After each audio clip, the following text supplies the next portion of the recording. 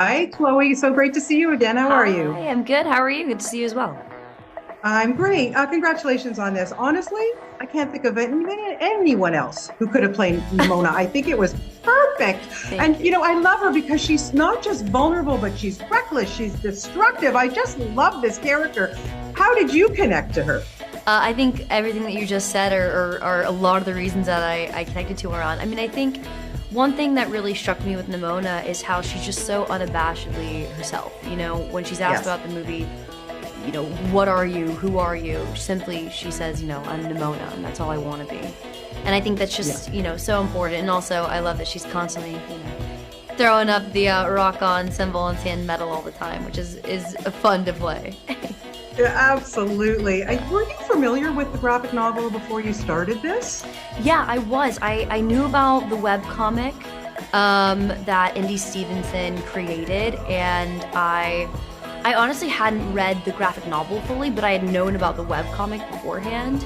And then once I kind of got the conversation going about possibly coming onto the project, I read through the graphic novel really quickly and fell in love with Nimona and really wanted to find her vocality and what that looked like, and worked with Nick and Troy, the directors, to try and capture it. Yeah, how much fun do you have doing voiceover work? Is it more freeing for you, or do you find it a little bit more challenging? Because you don't really have, other than the directors in this case, to work off of. Yeah, I mean, that's kind of the thing. It's both freeing and more difficult at the same time. You know, I think one of the big hurdles in this was we recorded this during the pandemic, and recording is usually a solo kind of thing, but there's such an important relationship between Riz's character and mine in this, and so much of this movie is us going back and forth with each other, and it's all conversation.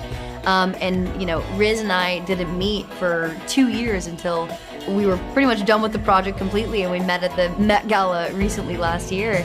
And it was just funny because we hadn't actually heard each other's voices in person, and I was like, oh my god, he'd been in my head for so long. So yeah, but it was fun. Yeah, Chloe, I think what I love most about this and watching it is the message it delivers.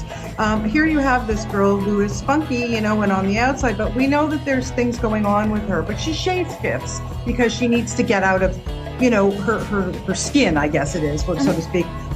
At the end of the day, there's going to be a lot of kids watching this who feel uncomfortable, who don't feel so, right in what they're doing or in their skin, and whether they, whatever. There's so many things going on. What's the best message you think that this delivers, and what are you hoping that kids will get from it? And not just kids, anybody watching. I was about to say, I brought a lot of friends of mine that are my age to go see it, and I think the resounding response was, man, I wish we had this when we were younger. This is a story for everyone that's ever felt other than. This is a story that I like I said, when I brought my friends to go see it, each person, it landed with them in a different way for different reasons. And I thought that was so important and also so rare in a story. And it really speaks to who Nimona is, and it is exactly that. She is Nimona, whoever she wants to be, whenever she wants to be it.